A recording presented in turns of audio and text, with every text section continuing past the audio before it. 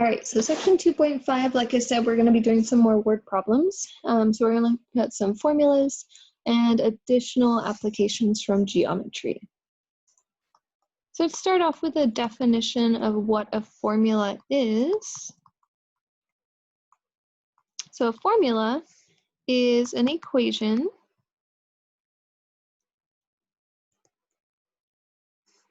in which variables are used to describe a relationship.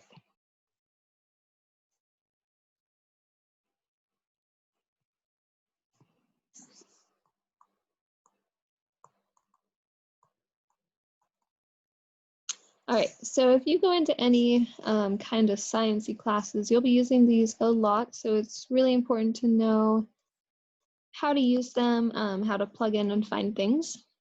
So for these examples, we want to find the value of the remaining variable in each formula.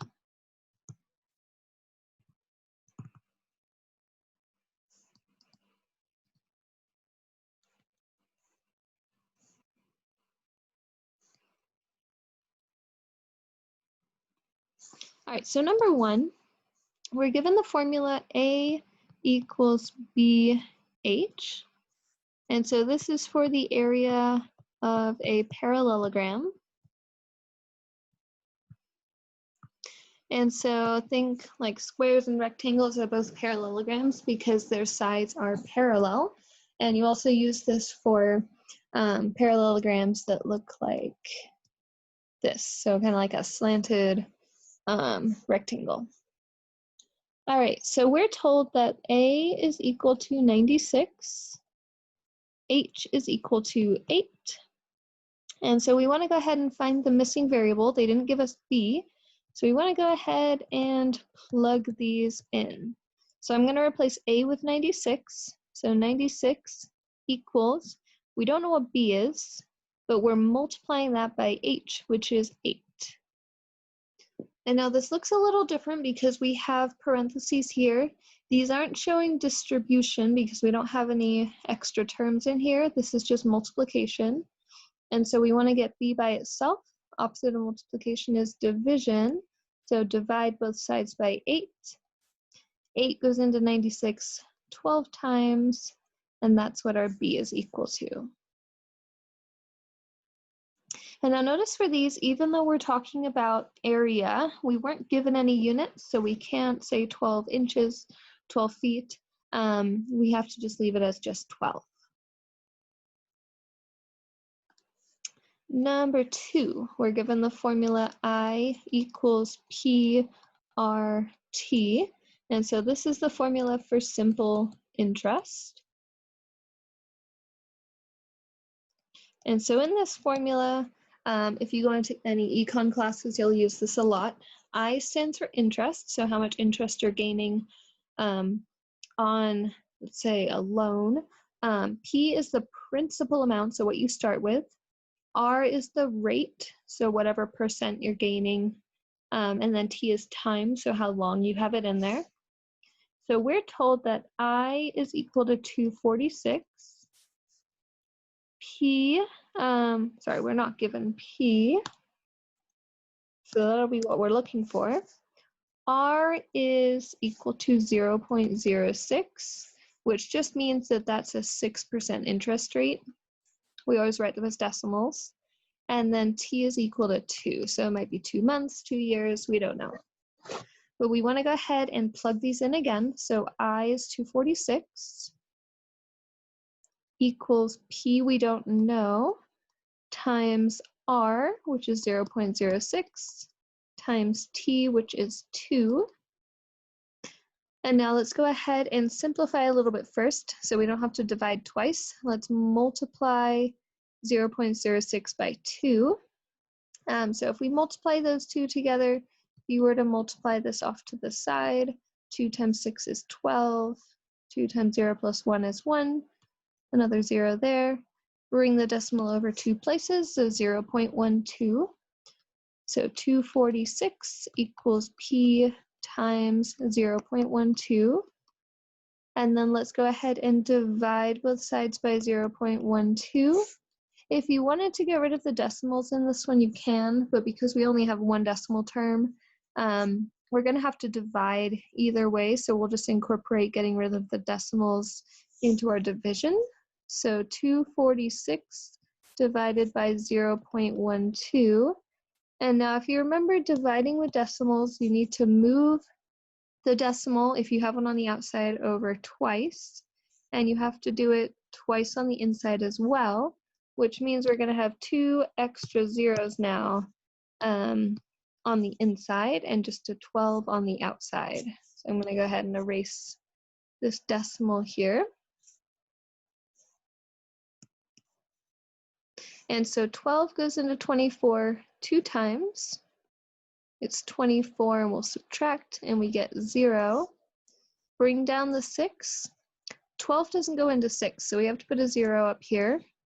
Bring down another 0. 12 goes into 60 5 times. 5 times 12 is 60. Subtract. And when we bring down the 0 here, 12 goes into 0 times, so we get 2050. So 2050 equals P.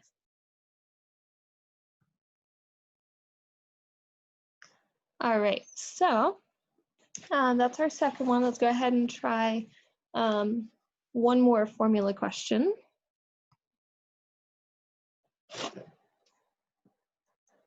This one, we're given the formula P equals 2L plus 2W. And so this is the perimeter of a rectangle or a parallelogram, some four-sided figure. And so let's see what we're given. We're given that P is equal to 126. W is equal to 25. And so we're looking for L because we're not given L. So let's go ahead and start plugging in. P is 126, so 126 equals 2L, we don't know what L is.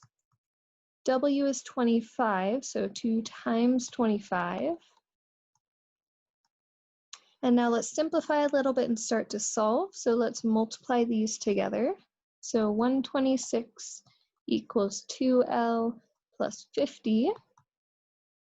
Our variables are already on the right, so let's move this 50 over to the left. And on the left here, we're getting a 6, 7, so 76 equals 2L. And then let's divide both sides by 2. Half of 76 is 38.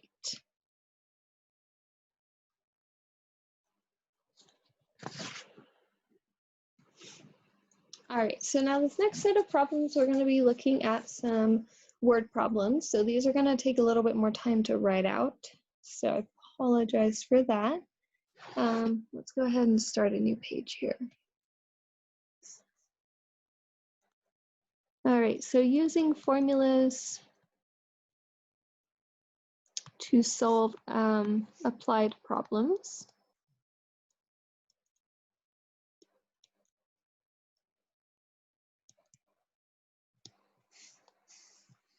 And so let's just run through a few examples.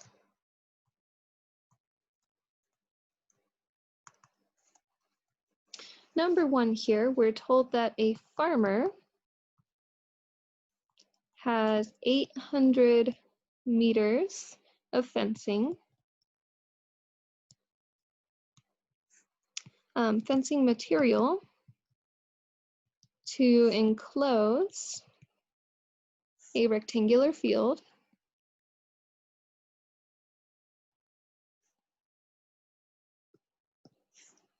The width of the field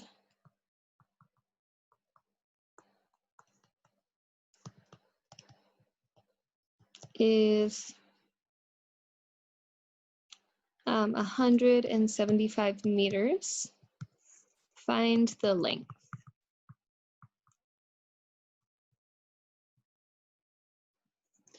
All right, so first of all, we're looking for the length. So I'm just going to say that L equals the length. We're also told that a farmer has 800 meters of fencing material. So fencing, if we think about having a rectangular fence, a rectangular field here, the fencing is going to go around the outside. So this is our perimeter. And so using the formula we took a look at on the last page, perimeter is 2 times the length plus 2 times the width. So we can go ahead and write that down. P equals 2L plus 2W. We know the perimeter is 800 meters because we have 800 meters of fencing. And we know the width is 175. So let's go ahead and plug these in. So we get 800 equals, don't know what L is, so 2L plus 2 times the width. And then we'll simplify and solve. So 800 equals 2L plus 175 doubled is 350. Subtract 350. Subtract 300, we get 500. Subtract 50, we get 450 equals 2L. And then divide both sides by 2. Half of 450 is 225. All right, but make sure that you, even though we're just looking for the length, we do want to include units. So our length is 225 meters.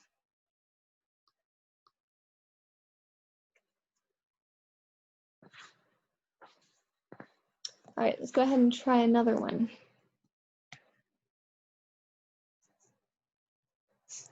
The longest side of a triangle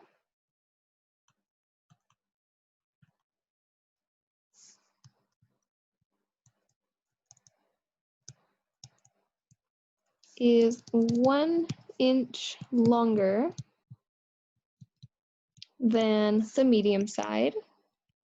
So if you notice, it's another one like the triangle or the pipe example we looked at in 2.4. We're comparing it to the medium side. The medium side is 5 inches longer than the shortest side.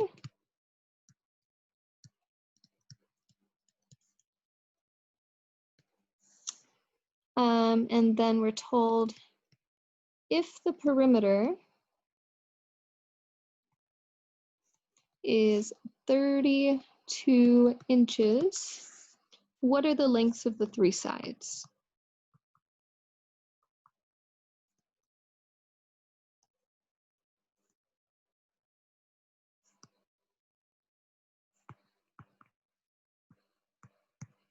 All right, so we know we're looking for all 3 sides here. So we have the long side, the medium side, and the short side. So let's see what we're comparing this to. So the longest side is 1 inch longer, so that means we're adding 1 to the medium side. But we don't know what the medium side is yet. And then it says the medium side is 5 inches longer, so adding 5, than the shortest side. So since we're comparing the long to the medium, but we're comparing the medium to the short, let's start with the one that isn't compared to anything else. So we're going to take the shortest side as x. The medium side is 5 inches longer, so it's going to be our short side, which is x plus 5. And then the longest side is 1 inch longer than this. So we're going to take this x plus 5 and add 1 more, which we can simplify down to x plus 6. So just double checking that that makes sense as we go so we don't have to redo it all at the end. The medium side is 5 inches more than the short side, and then the longest side is 1 inch more than that. So these make sense. And now we know that the perimeter is 32 inches. So this means we want to add all the sides up. So x plus 6 plus x plus 5 plus x equals 32. And now let's combine like terms. So x plus x plus x is 3x. 6 plus 5 is 11 equals 32. Subtract the 11. So then we get 3x equals 21. Divide both sides by 3 and x equals 7. My dog just sneezed in the background. All right. So we have our short side as x. So we know that the short side is 7 inches. The medium side is 5 inches more, so it's going to be 7 plus 5, which is 12 inches. And then our long side is, there's two ways of doing this. We know it's 1 inch more than the medium side, so we could just add 1 to this. Or if we use our expression over here, we know it's the x, which is the short side, plus 6.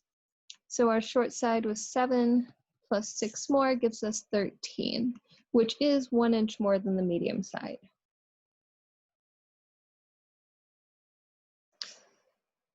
All right. So our next application problem, still dealing with triangles. We're told that the area of a triangle, which we haven't seen quite yet, so I'll write that formula down, is 120 meters squared. The height is 24 meters. Find the length of the base.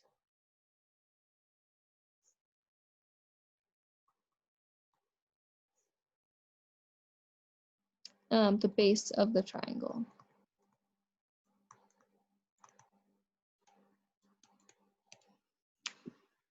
All right, so now if we're looking at a triangle, doesn't have to be a right triangle. I'll just draw any triangle here. So the height is the distance from the top down to the bottom, making a right angle. So our height here is 24 meters. This here is our base. So I'm going to say that our base is, I'll use B. 24 meters is our height. And the area of a triangle is 1/2 base times height because it's half of a rectangle. So if we go ahead and start plugging in, A is our area, so it's 120, equals 1/2 times the base, which we don't know, times the height, which is 24. And so simplifying this one, I don't want to work with this fraction here. I don't want to have to divide by 1/2 or multiply by the reciprocal. So let's multiply first. And remember, multiplication you can do in any order. If you wanted to rewrite this as 1/2 times 24 times base, you can, or just go ahead and multiply. So 1/2 of 24 is 12. So I'll do it that way instead of doing all the multiplication. So we get 12 times the base. And now let's divide both sides by 12.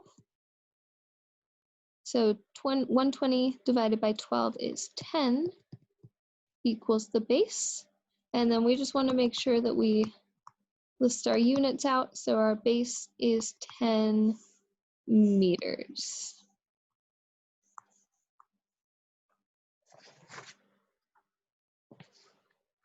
All right, now one last word problem here before we take a look at some more formula questions. Let's see if I can squeeze it in here. A backyard is in the shape of a rectangle.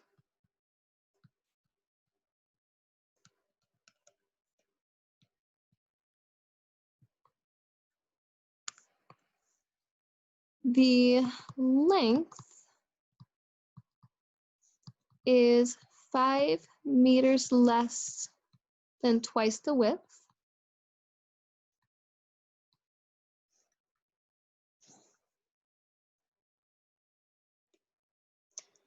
And the perimeter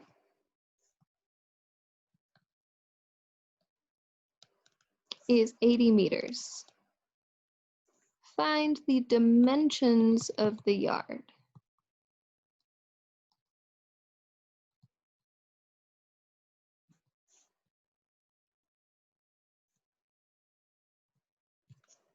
All right, so dimensions means that we're finding the length and the width.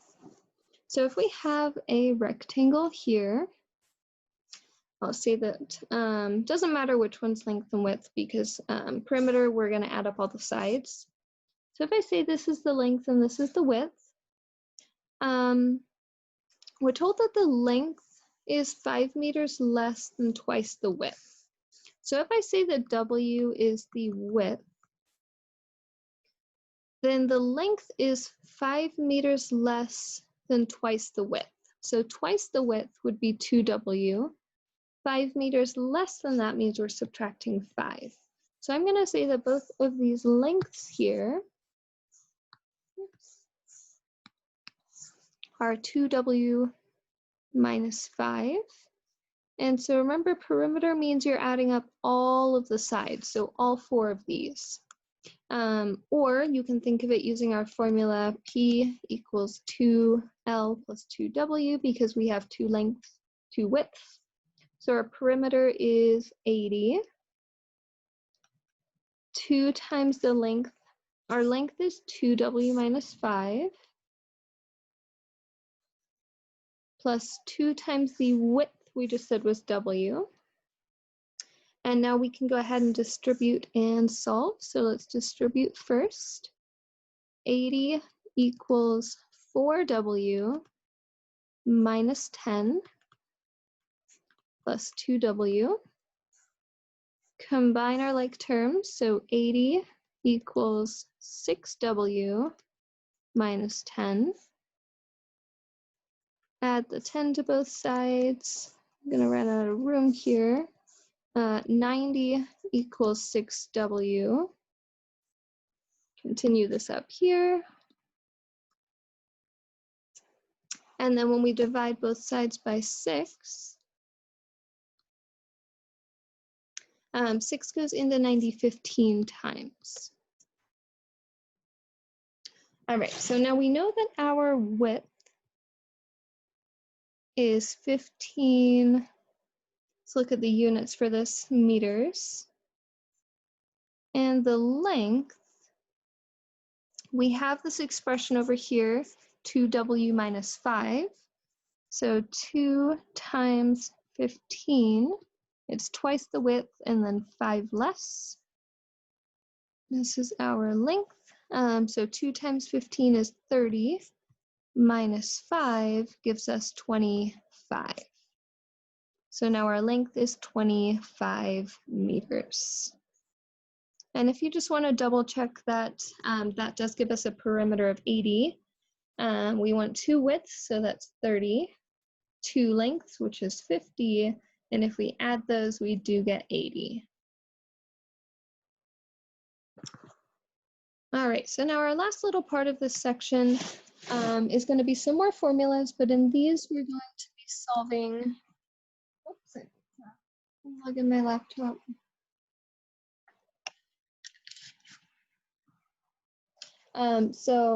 For these examples, we're told to solve each formula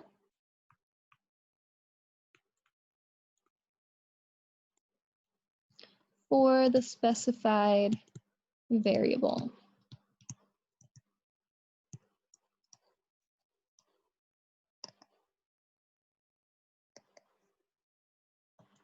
All right, so we're going to be given some formula. This first one, we're given W equals FD.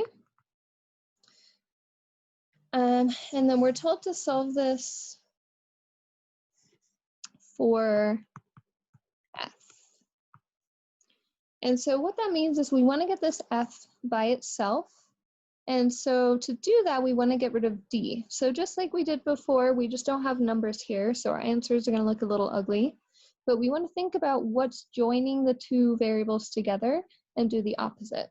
So we're multiplying here, so we want to divide both sides by d. And so these ones, on the right, those d's cancel, we're left with f. W over d can't be simplified because they're not like terms, they're not actual numbers. So let's go ahead and just leave it as W over d.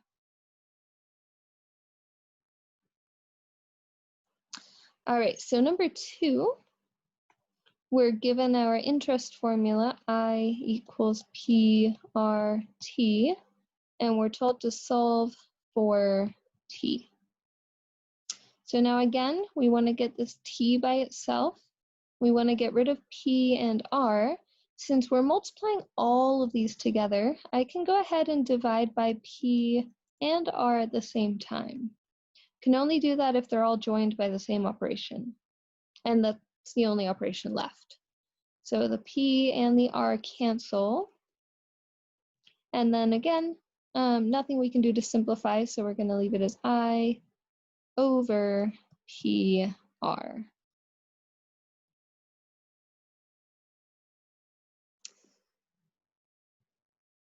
All right, number 3. AX plus BY equals C. Solve for A. So this is something we'll see when we start graphing in chapter 3.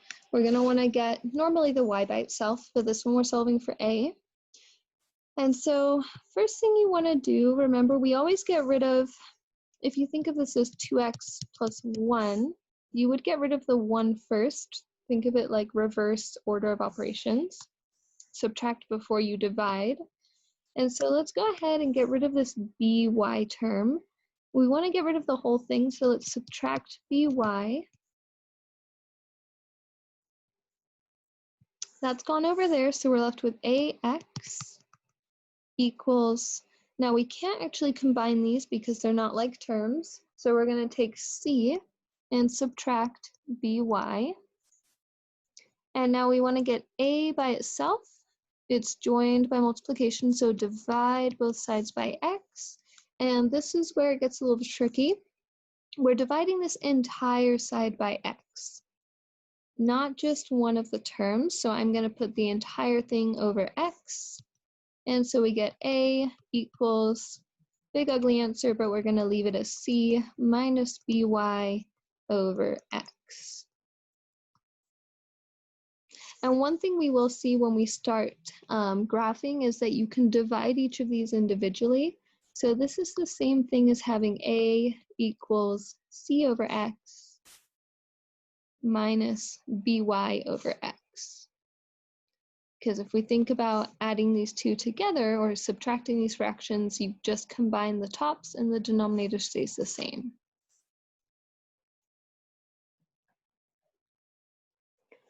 All right, couple more of these. Let's go ahead and look at x equals u plus z s. Solve for s. All right, so just like with the last one, we want to get rid of the things furthest away from the s first. So let's get rid of the u. We'll subtract u. So we get x minus u, can't combine, so we'll leave it like that, equals zs. Get rid of the z by dividing, and again, divide the entire side by z. So we get x minus u over z. Or again, if you want to divide both of them by z and split it up like we did up here, you can, equals s.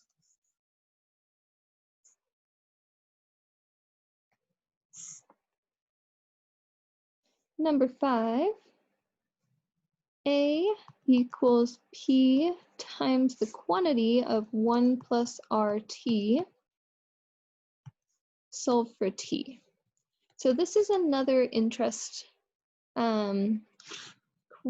formula here.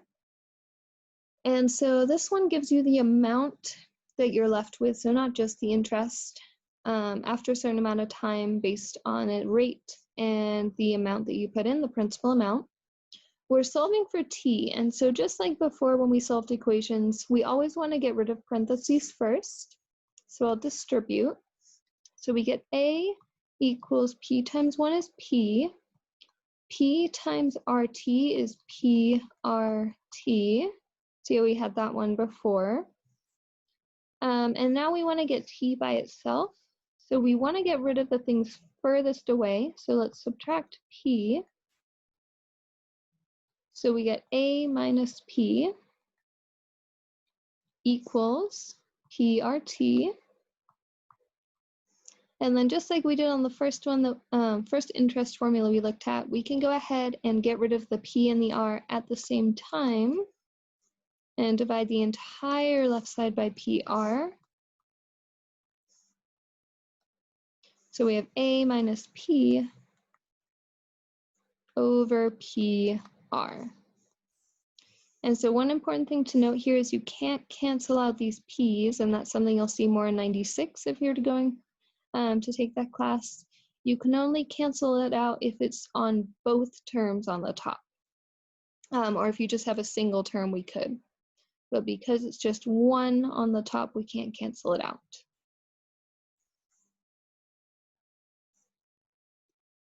Number 6, 5x plus y equals 3. Solve for y. And so this is one that we will be looking at when we start graphing. So let's get rid of the things furthest away from y, which is this 5x, and we want to get rid of that whole thing. So subtract 5x.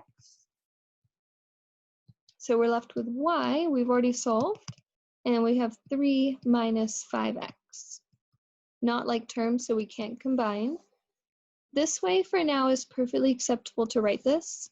One way that's a little bit nicer when we start graphing, because we'll have equations in the form y equals mx plus b, we want this x term to be first.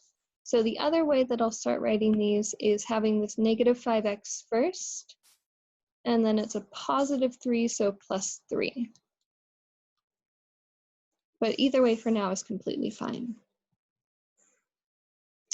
So one more, just like that one, let's go ahead and solve x minus 2y equals 8 for y.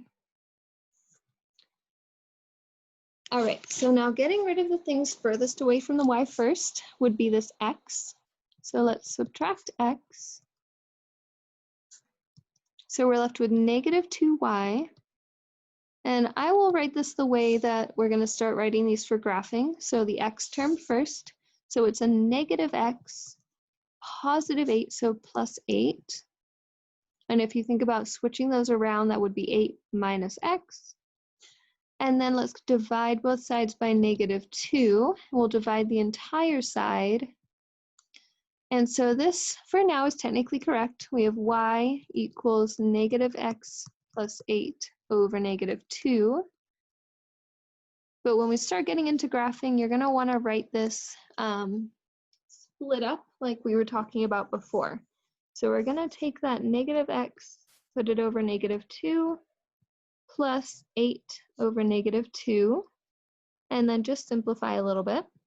So this first term is the tricky one. Negative x over negative 2 doesn't look like you can combine those, but we have negative 1x over negative 2. Negative over negative is a positive, and so we want to write this as a coefficient. So 1 over 2x. So y equals 1 over 2x. And then 8 divided by negative 2 is negative 4, so minus 4. So this way is definitely the better way of writing this. But for now on this homework, you should be able to just leave it just like this. All right, so the next time we're going to have our final section of chapter 2, we're going to graph and solve inequalities. And those are the ones I was saying it was really important to have your x's on the left. So practicing that with equations is a good way to get started with linear inequalities.